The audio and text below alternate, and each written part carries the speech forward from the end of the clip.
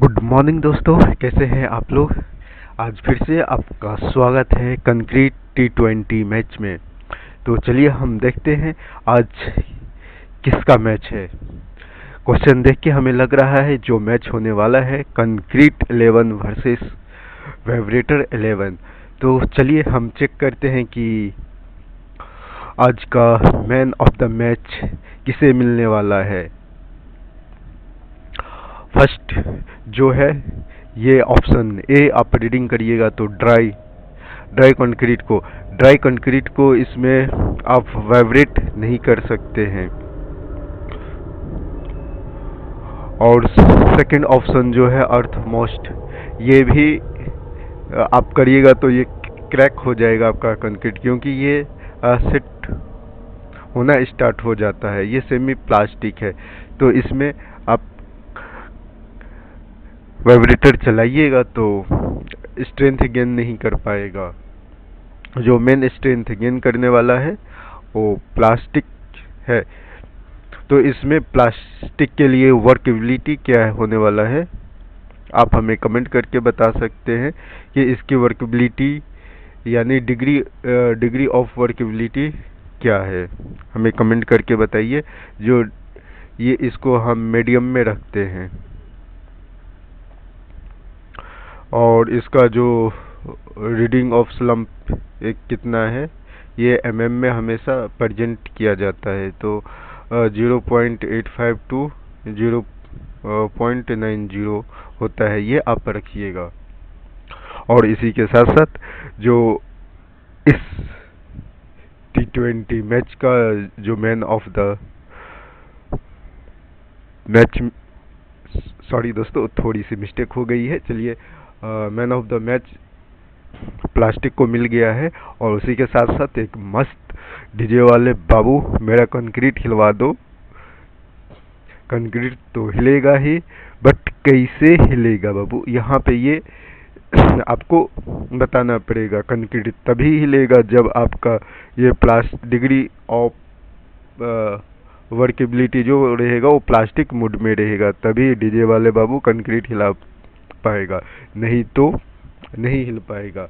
अगर हिला दोगे तो स्ट्रेंथ की ऐसी की तैसी हो जाएगी। चलिए एक कोट है आप लोगों के लिए, तेरे जैसे स्टूडेंट हो तो पढ़ाई भी पार्टी लगती है। ये पढ़ाई पार्टी नहीं, आप लोगों की जॉब सिलेक्शन है। और इसी के साथ साथ मैच का भी सिलेक्शन है। IPL भी देखो और PYQ भी देखो, दोनों में जीत आपकी टीम की होगी और आपकी होगी। यहाँ पे देखिए बेचारा ये देखिए, ये नोजल वाइब्रेटर है। इस वाइब्रेटर को हम किस नाम से जानते हैं? देखिए ये वाइब्रेटर हम जो यूज करते हैं और ड्राई सरफेस पे, मैं यहाँ पे ड्राई सरफेस बोल रहा हूँ, ड्राई कंक्रीट नहीं बोल रहा हूँ। प्लीज आप लोग ध्यान देखिएगा, नहीं तो छक्के पे छक्का नहीं, आप लोग वाइट बॉल पे भी छक्का मार दोगे और रिजल्ट आएगा 0। बट रन फुल मिलने वाला है, टेंशन न लीजिए। ड्राई पे नहीं चलाना है वाइब्रेटर, ये सिर्फ कंक्रीट में है। बाकी आप सॉलिंग करिएगा, सॉइल कॉम्पैक्शन करिएगा तो ये जो है ना सॉइल चलिए मैं बता देता हूँ। ये देखिए, जो फर्स्ट आप यूज करिएगा एज पर प्रैक्टिकल नॉलेज या साइट नॉलेज के लिए मैं आपको बता देता हूँ। ये सॉइल कॉम्पैक्शन के लिए, स्टोन सॉलिंग के लिए, स्टोन सॉलिंग, और जो PCC करिएगा ना, PCC में भी यूज होता है। PCC में वाइब्रेटर हम यूज नहीं करते हैं, एज पर प्रैक्टिकल और IS कोड में भी जो मेंशन है, आप लोग एक बार प्लीज पढ़ लीजिएगा। ये जो नोजल वाइब्रेटर है वो सिर्फ वेट में मीन्स जो डिग्री ऑफ वर्केबिलिटी रहेगा वो प्लास्टिक मोड में ही कर सकते हैं। आप दूसरे मोड में करिएगा तो आपकी स्ट्रेंथ की ऐसी की तैसी हो जाएगी। जो आपका करेक्ट आंसर होने वाला है वो प्लास्टिसिटी है। तो मैन ऑफ द मैच जो मिलने वाला है प्लास्टिक को मिल गया है।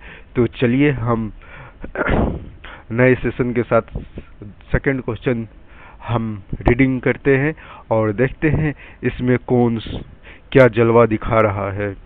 Separation of coarse aggregate from mortar during transportation is known as. यहाँ पे फिर एक मस्त रोमांचक मैच होने वाला है, और किसके साथ होने वाला है ये आप देख लीजिए। कोर्स एग्रीगेट और मोटार के साथ मैच होने वाला है। देखिए मस्त और जबरदस्त ये एंट्री लिया है, यानी पहली बॉल पे ही ये ने छक्का लगा दिया है। छक्का लगाने से क्या हुआ है कि सब प्लेयर एक जगह जमा हो गया है, जिसके बाद क्या होता है कि अचानक सबका दिल टूट जाता है। सब एक दूसरे से सेपरेट होने लगता है, यानी सेपरेट होने लगता है, means separation of coarse aggregate. तो देखिए सेपरेशन यहाँ पे दिया है, separation of coarse aggregate from mortars during transportation is known as segregation. Segregation में आप लोग देखिए इसका मीनिंग साफ साफ लिखा है। सेग्रीगेशन मीन्स सिंपल सी लॉजिक लगाइएगा, जितना भी आपका जो भी है इंग्रेडिएंट उनको आप सेपरेट कर दीजिए, मीन्स एक दूसरे से अलग कर दीजिए। जैसे सीमेंट है, सीमेंट ये आपका एग्रीगेट है, उससे सेपरेट हो गया। फिर जो सीमेंट है उसको हम सैंड से सेपरेट कर देते हैं। तो फाइनल आपका जो करेक्ट आंसर होने वाला है option C is correct answer. अगर इससे रिलेटेड कोई डाउट है तो आप हमें बताइएगा कमेंट करके। और ये जो भी होता है ये फ्रेश कंक्रीट में ही होता है। आप ऐसा ना करिएगा कि ड्राई कंक्रीट में करवा दीजिएगा सेपरेशन। तो मेरे दोस्तों ये जो यूज होता है ये फ्रेश कंक्रीट में यूज होता है, आप इसे ध्यान रखिएगा। नहीं तो ड्राई कंक्रीट में आप सेपरेशन कर दीजिएगा तो प्रॉब्लम होगी, क्योंकि स्ट्रक्चर की ऐसी की तैसी हो जाएगी। आप एक साइट इंजीनियर हो, रिस्पॉन्सिबल पर्सन हो। चलिए नेक्स्ट क्वेश्चन और नेक्स्ट एपिसोड के साथ, ये थर्ड क्वेश्चन है आज का। तो यहाँ पे हम देखते हैं कि correct proportion of ingredient of concrete depend upon, ये किस पे डिपेंड होता है आप हमें कमेंट करके बताइए।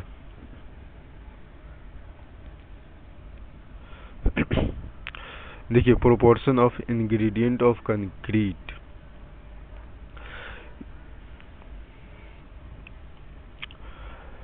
ऑप्शन फर्स्ट हम रीडिंग करते हैं बल्किंग ऑफ सैंड, सेकंड है वाटर कंटेंट, दूसरा है अब्जॉर्प्शन, और जो डी ऑप्शन है वो है ऑल द अबव। इसमें क्या होता है तो प्लीज आप हमें कमेंट करके बताइए। इसमें देखिए कंक्रीट का इंग्रेडिएंट्स बनाने के लिए हमें सभी चीज का जरूरत पड़ता है। ये सिंपल सादी क्वेश्चन है। तो और ये नेक्स्ट क्वेश्चन पढ़ते हैं, the ratio of various ingredients cement, sand और एग्रीगेट इन कंक्रीट M20। तो दोस्तों आप हमें ये जो भी ग्रेड ऑफ कंक्रीट है वो उसका IS कोड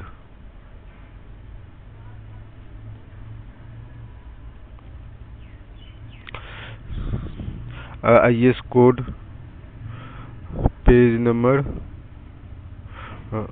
और टेबल नंबर कमेंट करिएगा हमें कि कौन सी टेबल में दिया गया है।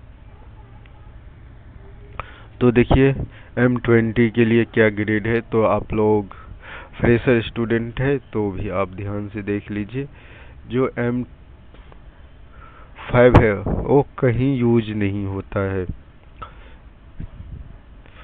इसका रेशियो है यानी 1 kg ऑफ सीमेंट हो गया, 1 kg ऑफ सीमेंट हो गया, और ये हो गया 4 kg ऑफ सैंड हो गया, और ये हो गया 8 kg ऑफ एग्रीगेट। मैं लिख देता हूँ, नहीं तो आप लोग बोलिएगा कि नहीं लिखते हैं तो कंफ्यूजन हो जाएंगे आप लोगों को। सैंड और ये जो है सीमेंट है।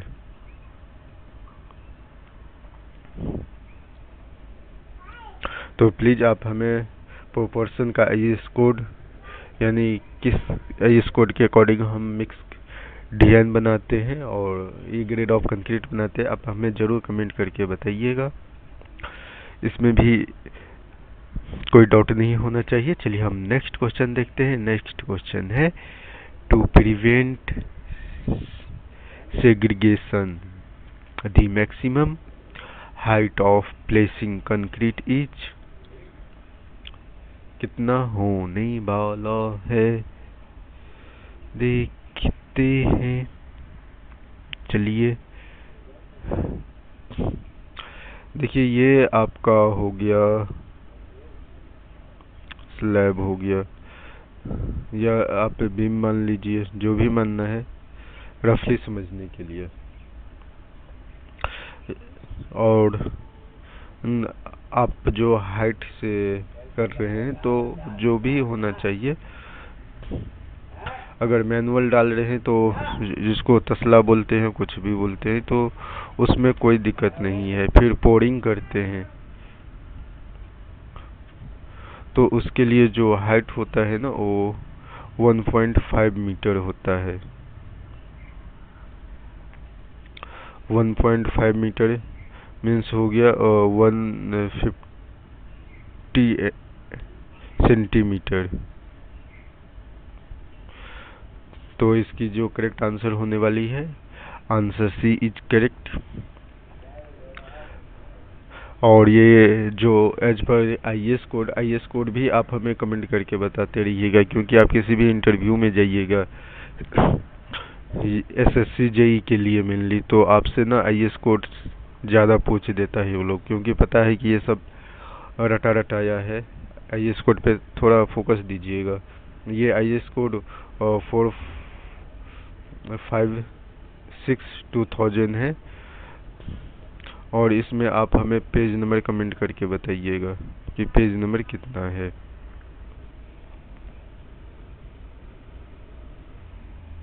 पेज नंबर और जो भी है, ये क्लॉज नंबर भी आप हमें दे सकते हैं, क्योंकि आप आईएस को रीडिंग करिएगा ना, तो आपका जो भी है कॉन्फिडेंस वो बिल्डअप करेगा।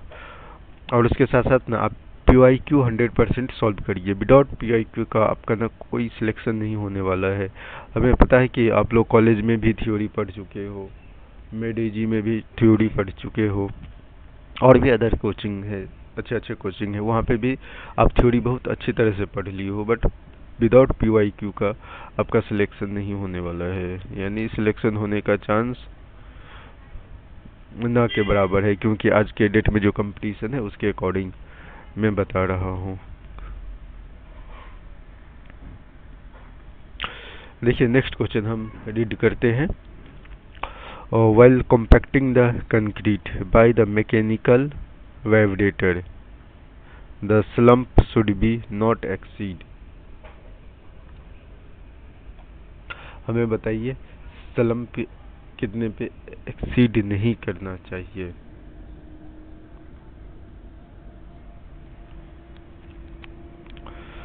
टू 2.5 सेंटीमीटर सेकेंड ऑप्शन है, 5.0 सेंटीमीटर थर्ड ऑप्शन है, 7.5 सेंटीमीटर, और डी ऑप्शन है 10 सेंटीमीटर। तो आप हमें बताइए कि इसका करेक्ट आंसर क्या होने वाला है।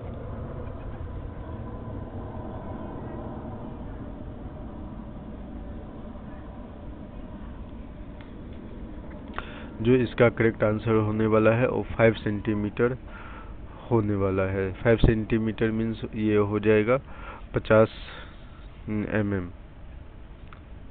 जो इसका स्लम्प होता है वो mm में रीडिंग लिया जाता है। तो 50 mm से यानी vibrator slump should not be exceed, यानी 50 mm से ज़्यादा एक्सीड नहीं होना चाहिए। बाकी मैं आपको वर्केबिलिटी बता देता हूँ। वर्केबिलिटी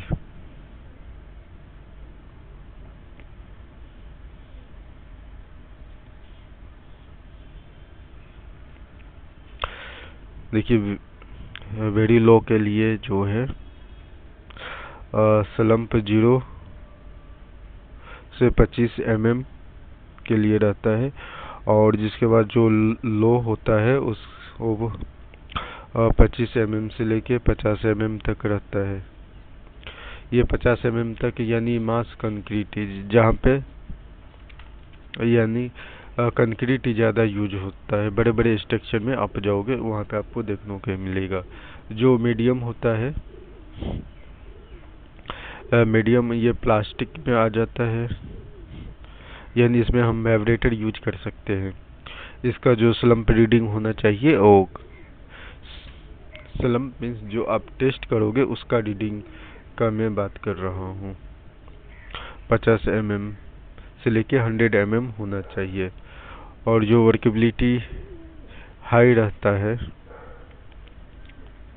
वो वेरी प्लास्टिक होता है। इसका रीडिंग जो आएगा 100 से के 175 mm। ये जितना भी है आप साइड पे टेस्ट परफॉर्म करिएगा। जो भी आपका आरएमसी आती है, यानी कंक्रीट रेड्डी मिक्स कंक्रीट गाड़ी, वहाँ पे स्लम्प भी रहता है, क्यूब भी रहता है। तो आप क्यूब टेस्ट और स्लम्प टेस्ट दोनों परफॉर्म करोगे, जिसके बाद फाइनली यानी कास्टिंग कोर्ट यार्ड में जाएगा गाड़ी। आप साइड पे जाओगे तो ये आपको देखने को मिलेगा। ये सब कर कर के न दिमाग का दही हो जाएगा, एक बोलोगे कहाँ फंस गए स्टार्टिंग में। बट यही एक्सपीरियंस आपको बहुत काम आने वाला है। तो हम नेक्स्ट क्वेश्चन की ओर बढ़ते हैं, और ये जो क्वेश्चन है grading of sand causes great variation. देखिए, ग्रेडिंग ऑफ सैंड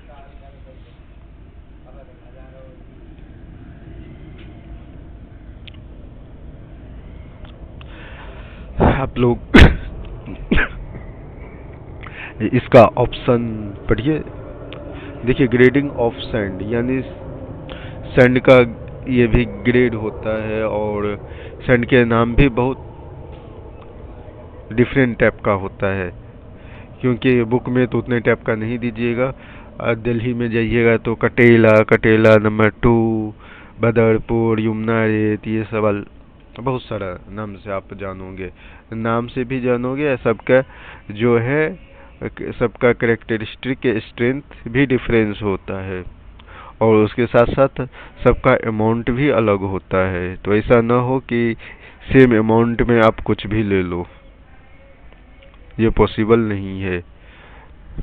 जैसा सैंड का स्ट्रेंथ रहेगा वैसा आपका अमाउंट रहने वाला है।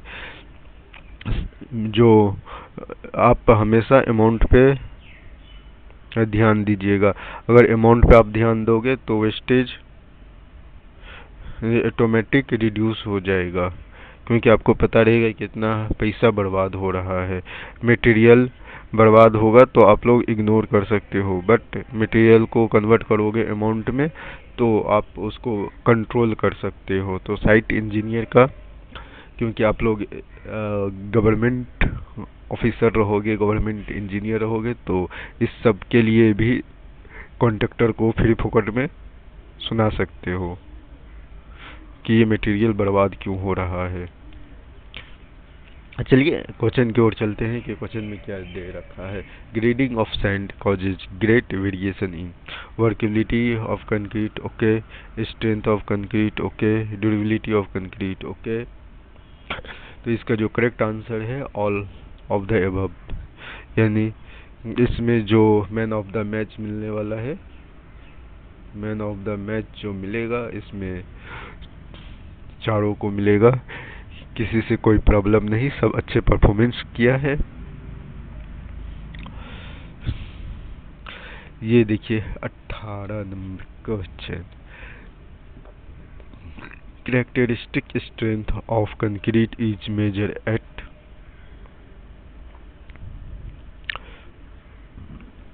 देखिए इसमें ज़्यादा कुछ बताने वाला चीज़ नहीं है, क्योंकि आप लोग इसके बारे में बहुत पढ़ लिए हैं। तो भी मैं आपको कुछ लॉजिक बता देता हूँ।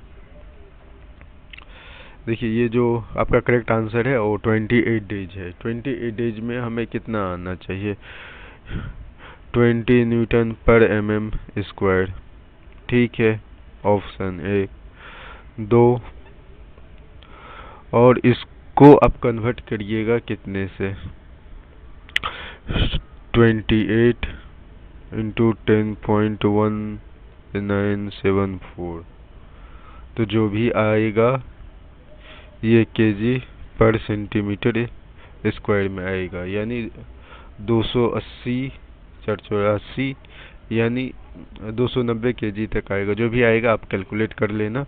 अगर केजी में दिया रहेगा तो ये आपको देखना पड़ेगा। और जो मेन चीज़ है देखने के लिए, जो भी आपका कैरेक्टरिस्टिक स्ट्रेंथ आएगा वो should not be less than, यानी कितना, यानी 5% से कम नहीं होना चाहिए। अगर 5% से कम है तो आपका जो कंक्रीट का स्ट्रेंथ है यानी वो फेल कर चुका है, वो फेल है। आप स्ट्रक्चर को डिस्ट्रॉयड करवा सकते हैं, क्योंकि आपके पास प्रूफ है।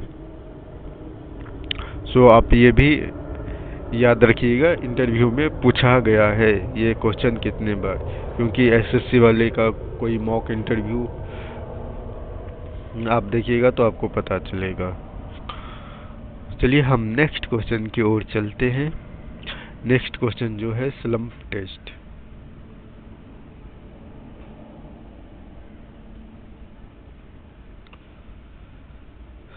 स्लम्प टेस्ट यूज फॉर, हम स्लम्प टेस्ट क्यों करते हैं आप लोग हमें कमेंट करके बताइएगा। देखिए slump test is use for strength, ये भी सही है। ड्यूरेबिलिटी, ये भी सही है।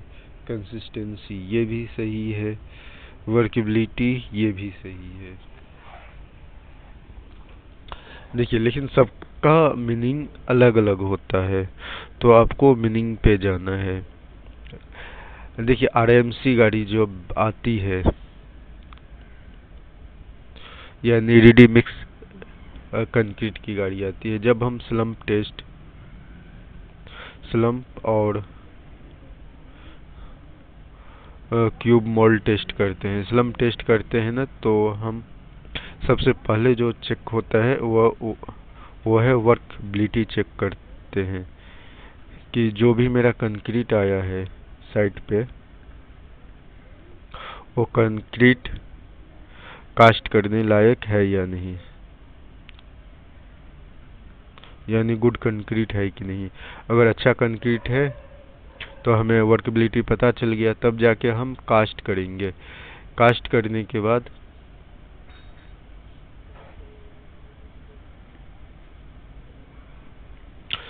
देखिए ये कास्ट हो गया। कास्ट करने के बाद जो हम चेक करते हैं वो उसका स्ट्रेंथ भी हमें पता चल जाता है,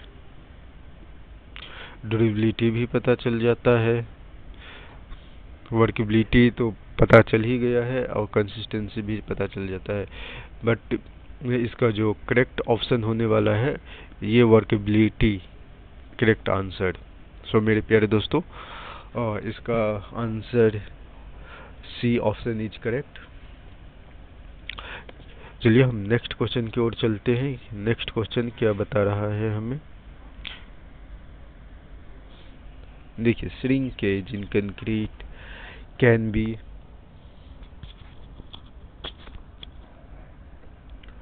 reduced by using. Shrinkage in concrete can be reduced by using.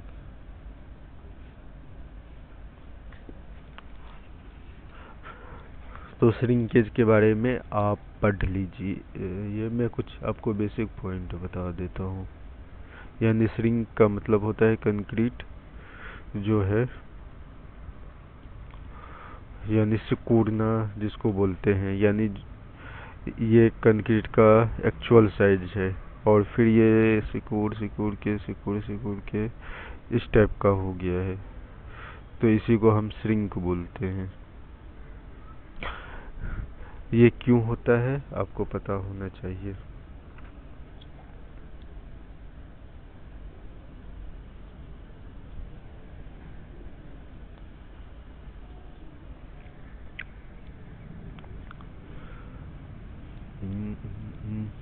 देखिए, सबसे पहले जो इसका मेन रीजन होता है कि आप जो भी मिक्स करिएगा वो प्रॉपर होना चाहिए। वाटर सीमेंट रेशियो भी प्रॉपर होना चाहिए, और जो आप सीमेंट जो भी आप डालिएगा वो भी प्रॉपर डालना चाहिए, यानी ग्रेड ऑफ कंक्रीट के अकॉर्डिंग। इसका जो करेक्ट आंसर होने वाला है वो आंसर डी है, ऑल ऑफ द एबव।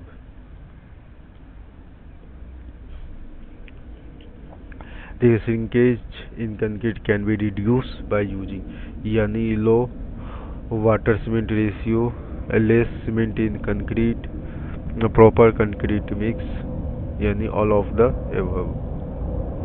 जो करेक्ट आंसर है वो ऑल ऑफ द एबव है। मेरे प्यारे दोस्तों, आई होप कि ये एपिसोड बहुत अच्छा लगा होगा, क्योंकि स्टार्टिंग में मज़ा आया होगा। बाकी हम नेक्स्ट एपिसोड में मिलते हैं और अच्छे कमेंट्री के साथ। आप लोग अच्छे से तैयारी करिए, फिर खेलते हैं एसएससी पीवाईक्यू का केवीसी, और सिलेक्शन का चेक मिलने वाला है हमें बहुत जल्दी। तो मेरे प्यारे दोस्तों, आज का वीडियो देखने के लिए आप लोगों का बहुत बहुत धन्यवाद। और दूसरी बात, जो फ्रेंड है अभी तक ये सीमेंट का लव स्टोरी नहीं समझ पाया है, उसे जरूर शेयर करिए। बोलिए, तुम्हारे लव स्टोरी के चक्कर में यहाँ पे कंक्रीट का T20 मैच स्टार्ट हो गया है। ओके दोस्तों, गुड बाय।